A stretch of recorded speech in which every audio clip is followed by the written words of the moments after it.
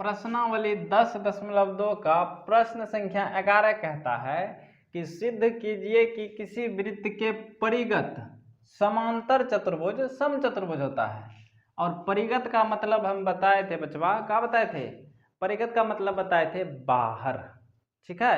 यानी किसी वृत्त के बाहर अगर हम कोई चतुर्भुज खींचते हैं, यानी समांतर चतुर्भुज खींचते हैं, तो वह समांतर चतुर्भुज समचतुर्भुज होता है, ठीक है। सवाल समझ में आया कि किसी वृत्त के बाहर अगर ABCD मान लीजिए समांतर चतुर्भुज है, तो यह समांतर चतुर्भुज के साथ साथ समचतुर्भुज होता है। ये हमको सिद्ध करना है। तो इसके लिए हम आपको ले जाएंगे उगला पर। उगला मतलब का मतलब इसका एक पार्ट मैंने बनाया था प्रश्न संख्या 8, ठीक है। उसको आपको सेम टू सेम पहले छाप लेना है और उसके आगे मैं यहाँ बताऊंगा, क्योंकि अगर उसको मैंने इसमें ऐड किया तो बहुत लंबा वीडियो हो जाएगा, ठीक है।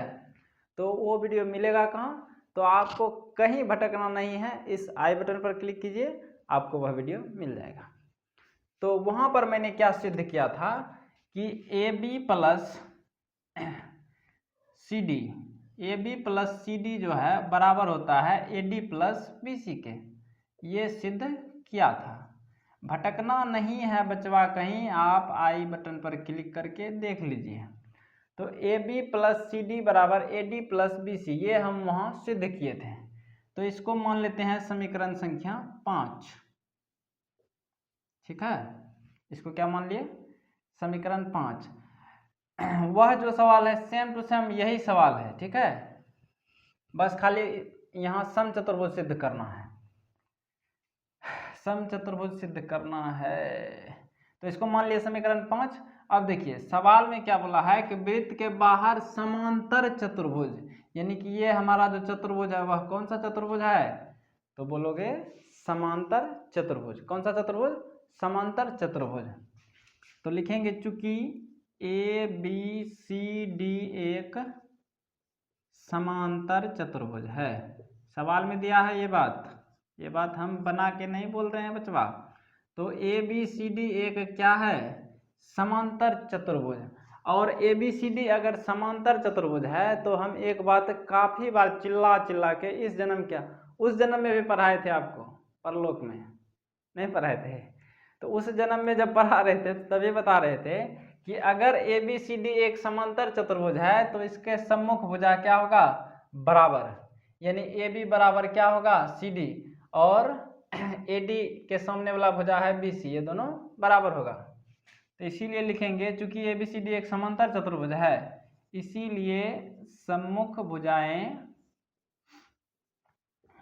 क्या होगी? बराबर होगी।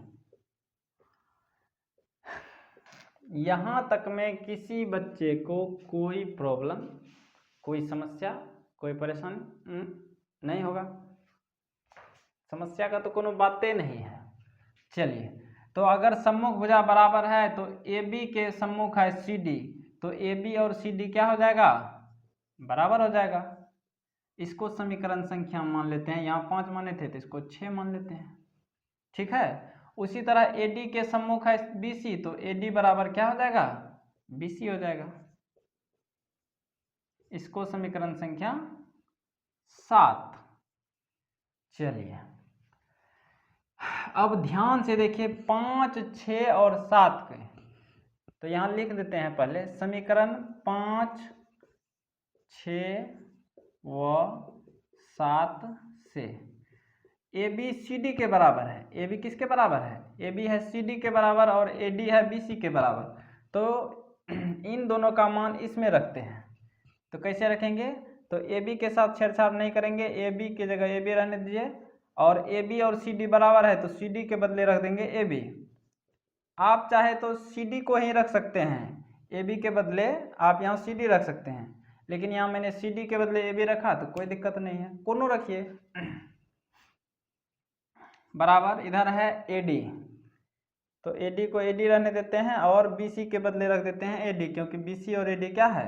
बराबर है। ये चीज समझ में आया? एक बार फिर से देखिए, AB प्लस CD बराबर AD प्लस BC है। तो ए बी को ए बी रहने दिए और सी डी के बदले ए बी रखे, क्योंकि सी डी और ए बी क्या है, बराबर है। उसी तरह ए डी के जैसे के तैसे ए डी रखे और बी सी ए डी के बराबर है, इसीलिए बी सी को ए डी के बराबर रख दिए। कोनो परेशानी तो नहीं हो रहा है क्या परेशानी हो? चलो देखो, A B plus A B क्या होगा, 2ab हो जाएगा। उसी तरह A D plus A D 2ad हो जाएगा। ये सब तो जोड़ कल बताए थे, हम नहीं बताए थे। तो यहाँ देखिए ये 2 से 2 चले जाएगा, तो यहाँ से हमको क्या पता चल रहा है, ए बी किसके बराबर है, ए डी के बराबर है। तो इसको मान लेते हैं समीकरण 8, क्योंकि 7 तक मान लिए थे, इसको मान लिए समीकरण संख्या 8। अब तो समझ लो कि सवाल का खेला खत्म है। अब यहाँ से हमको क्या करना है, समीकरण 6, 7 और 8 को ध्यान से देखो। समीकरण 6, 7 और 8 को, समीकरण 6 कहता है ए बी की हम सी डी के बराबर है।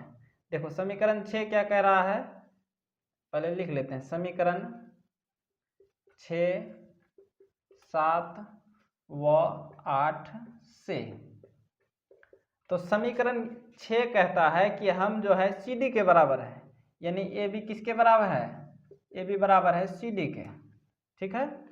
अब 7 क्या बोल रहा है कि ए डी बराबर बी सी है। चलो यहाँ से तो मतलब नहीं आ रहा है, पहले इसको देखते हैं।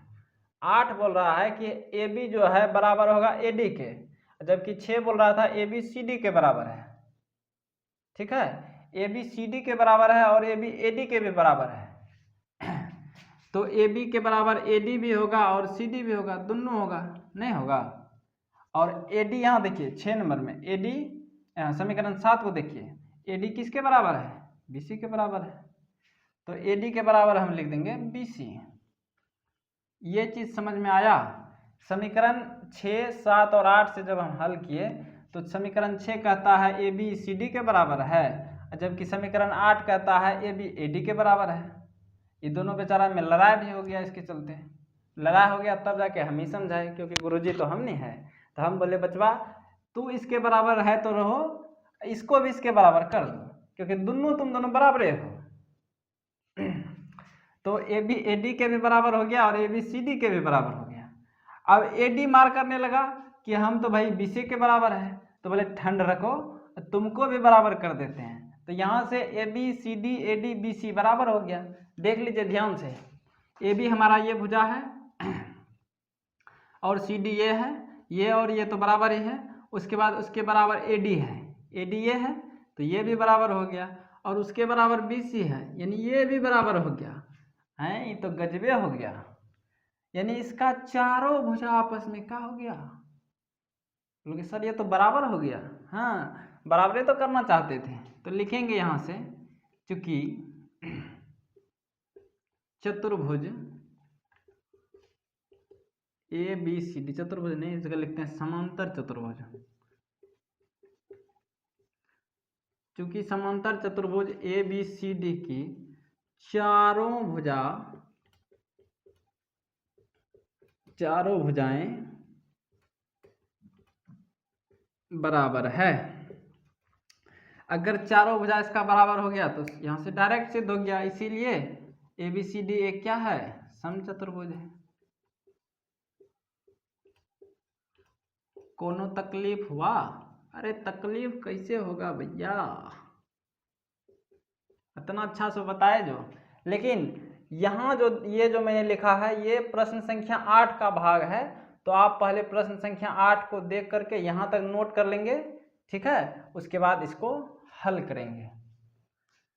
बहुत ही आसान प्रश्न था, तो उम्मीद है कि आपको यह सवाल बिल्कुल बेहतरीन 500% क्लियर हुआ होगा।